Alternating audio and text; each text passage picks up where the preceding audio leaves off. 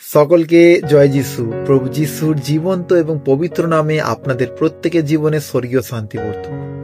আজকের দিনে আপনি যদি নিজের ভবিষ্যৎকে নিয়ে চিন্তিত থাকেন, বা যদি আপনি এখন মনে করেন যে আমি এখন কি করতে পারি যাতে আমার ভবিষ্যৎ আরো সুন্দর এবং উজ্জ্বল হয়, সেই বিষয় নিয়ে যদি আপনি চিন্তিত থাকেন এই সময়তে, আজকে এই পবিত্র বাক্যটা শুধুমাত্র আপনার জন্য, শুধুমাত্র এই বাক্যটা আপনারই জন্য। দেখুন ঈশ্বরের বাক্য কি বলছে আপনাকে। তোমাদের জন্য আমার পরিকল্পনার কথা আমি নিজেই জানি, এটি সদাপ্রভুর ঘোষণা, তোমাদের শান্তির জন্য পরিকল্পনা, ক্ষতির জন্য নয়, যা তোমাদের কেউ ভবিষ্যৎ ও আশা দেবে।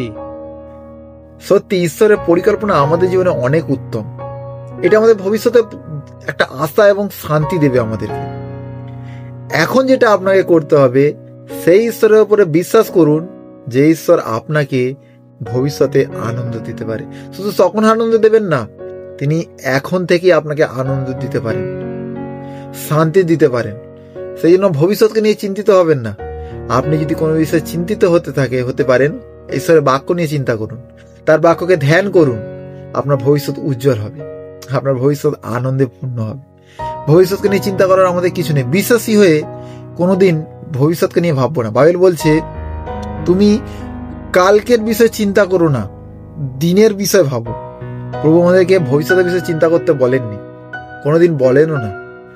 কারণ ভবিষ্যৎ আমাদের তার হাতে, যে সমস্ত কিছু সৃষ্টিকর্তা, অর্থাৎ আমাদের ভবিষ্যৎ তার কাছে সুরক্ষিত। আমাদের ভবিষ্যৎ এখনের বিষয়ে চিন্তিত করুন, এখনের বিষয়ে চিন্তা করুন। যদি আপনি এখন বিশ্বাসে মজবুত হতে পারেন, এখন যদি আপনি প্রভুতে বিশ্বস্তভাবে চলতে পারেন, আপনার ভবিষ্যৎ, আমাদের ভবিষ্যৎ প্রভুর নামে সুরক্ষিত, প্রভুর নামে সুরক্ষিত। আপনি এখন যে কাজটা করতে পারেন, প্রভুতে বিশ্বাস করতে পারেন। প্রভুতে বিশ্বাস করুন। এর থেকে সুন্দর বিষয় আর কিছু নেই আমাদের লাইফে।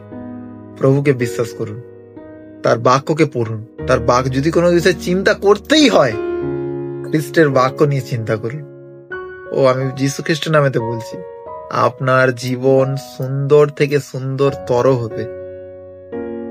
চিন্তা আসবে না, শুধু আনন্দই আসবে যিশুর নামেতে।